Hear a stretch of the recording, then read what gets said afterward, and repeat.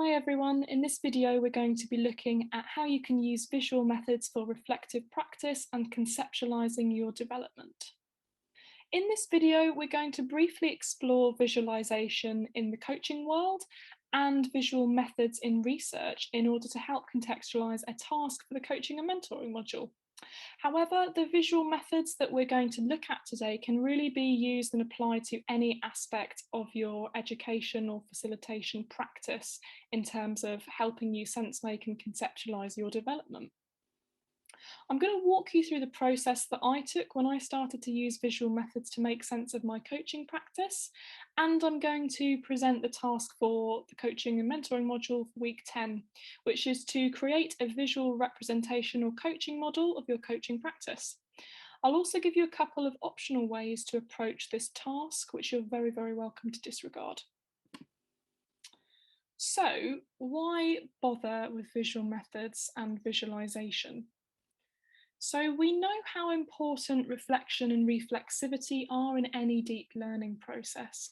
And this is essentially another approach or method to help you reflect on your practice in perhaps a new way. And it's also going to help you challenge your own thinking and sense making. In a coaching, mentoring, and a teaching context, you may find that you need to ask a client or a student to engage in a slightly different way in order to help them understand themselves and their development or a particular situation. So if you try the task at the end, you'll hopefully be able to offer your own lived experience or your own example to your students or clients in terms of how you've used visual methods to gain a new understanding of your practice.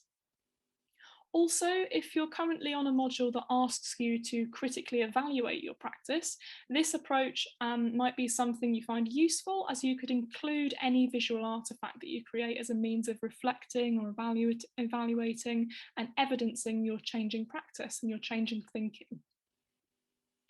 So, how is visualization and imagination used in coaching? So, in the same way that allegory and imagery can be used to help conceptualize their situation and potentially their desires, I wanted to see how these tools could help us to make sense of our development holistically as coaches, mentors, and facilitators.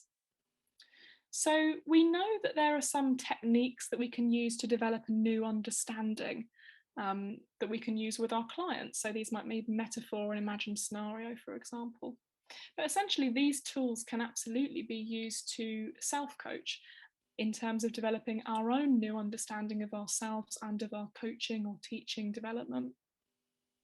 We also see in coaching that the coaches sometimes use vision boards, or they get their clients to create vision boards.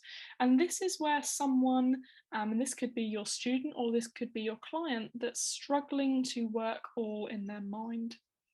So essentially, they help us to get our vision or our clients' or students' vision down on paper. And these give us a physical and visible record of progress or of thinking. And ultimately, these might be able to help us better see where someone is at and potentially what someone wants, including ourselves. Guided visualizations can also be used in coaching. This is slightly different to what we're thinking about today, but essentially we can use visualization to reframe and experience situations that we might be fearful of through visualization and through imagining a positive or helpfully reframed scenario. So, for example, if there's a situation coming up that we're fearful of or that we feel we might fail at or be unsuccessful in, we might imagine our successful selves. We might visualize our successful self in that situation in as much detail as possible. But again, these tend to be visualizations that are all in the mind rather than on paper. So we've looked at how visualization and imagination are used in coaching. Now let's swap over to seeing and thinking about visual methods in research. The purpose of looking at visual methods in research now is less about giving you a mini research methods lesson and more about showing you and inspiring you as to how you might start your own visual reflection. So I've got a few examples of visual methods in research and visual methodologies in research on the left-hand side, which I'll walk through in just a second. But I wanted to start out with Allott and Dixon's point, as I feel that this is really helpful. So they basically say that visual data can help us to see what we may not have noticed. And to me, this really links to how we might be able to think about research and our own development. So if we were doing some kind of document analysis, for example, we might ask ourselves what's absent in the document or the account. And in coaching, teaching and learning, we often think about the idea of assumption hunting and noticing our blind spots. So the idea that creating and using visual data could help us as practitioners to see what we may not have noticed, or what may not be immediately obvious, or what might be absent from our default responses, and the way we talk to ourselves seems really, really useful. So let's have a look at these visual methods that we've got on the left. So we've got photo elicitation, and as the name suggests, this is where we use photos to elicit responses from participants in research. Auto-driven photo elicitation, or photo voice, is where we have participants take photos and then we elicit responses from the photos that they've actually taken, for example.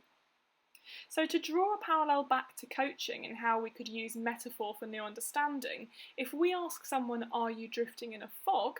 it can evoke quite a different response compared to asking, "Are you confused?" Likewise, drawing and using visual mediums to conceptualise our development can engage us in a different way. So the way I think about research, or the way I think about visual methods, is that they give us a starting point to sense make and reflect where we don't have to use language or immediately try and articulate our thoughts, which can sometimes be really, really difficult. And needless to say, this has been really valuable to me whilst doing my undergraduate degree and also through doing this MA.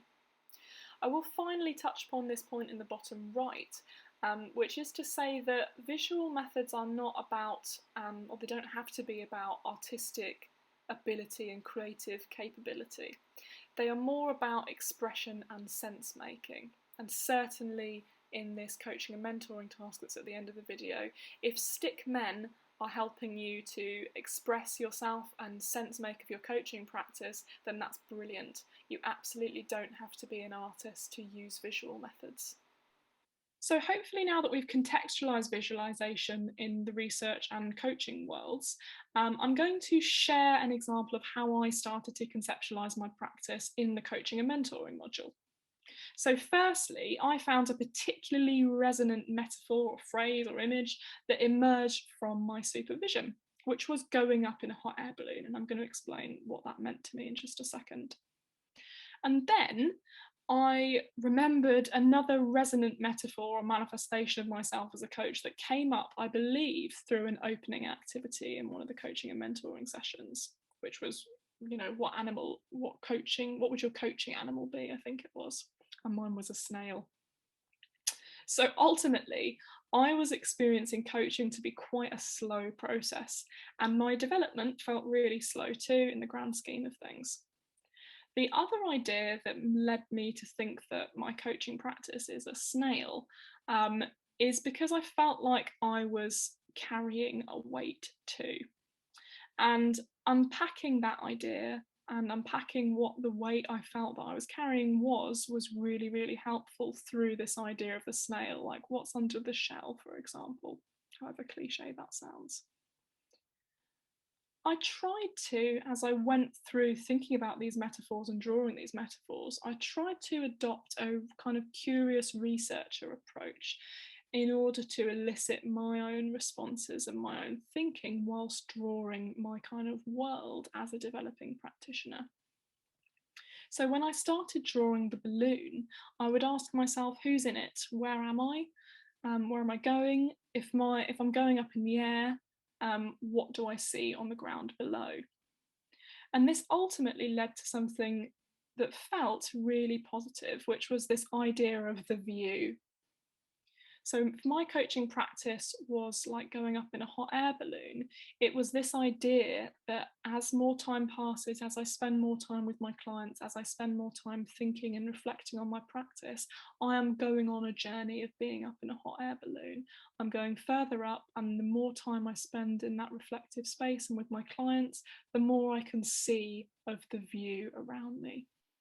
And the idea of the view really encapsulated everything I could see in my coaching world. So everything that I was learning about myself as a coach and about my clients, everything that my clients might be learning, and everything to do with coaching approaches and coaching techniques and things like this. And lastly, I've visualised and started to draw the narrative of my development. And what this really means is I thought, where did I start? Where am I now? And what happened in between? I started to think about those and how they would connect, and then I started to visualize those and draw them into kind of different frames.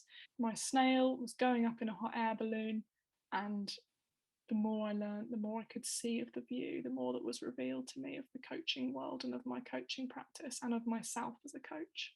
So, the task for coaching and mentoring in week 10.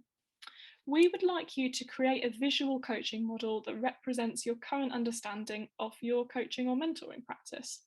It does not have to be finished. It does not have to have an end if you're thinking of it like a story, and it doesn't have to necessarily be complete. We will be sharing these models in the week 10 session. In terms of how you could approach this task, the short answer is really however you like. You are welcome to use anything that uses visual imagery and or creative thinking that can illustrate your ideas. You could draw, you could take photos, you could create a storyboard that presents a kind of imagined narrative with key characters or key events, or you could make something physical if you have the resources to do that. If you're kind of curious about this approach, but you're not really sure where to start, I'm going to offer 3 potential starting points. If you are feeling really confident with what you could do, please do disregard these 3 options. So the first one is to use a kind of prompt or caption. So if you've been doing some critical incident writing, for example, you could reflect upon your key takeouts from that and pick a sentence or 2 to prompt your drawing. Alternatively, you could do a back to the start kind of narrative reflection. So 3 points that you might want to consider. What did coach or mentor you look like at the start of this module? And you could draw that. What does coach or mentor you look like now? And then what happened in between? You could approach that as one drawing, or you could approach that as 3 different frames, for example, however you like, however makes sense to you. Lastly, you could use some kind of metaphor or simile. So is there a metaphor or simile that best represents your coaching practice? What does it look like? So again, for me, that was the snail and the hot air balloon. And then just start drawing from there. So I hope you found this video interesting. I hope you're feeling clear about the task for week 10. Look forward to seeing what you come up with for week 10. Thanks.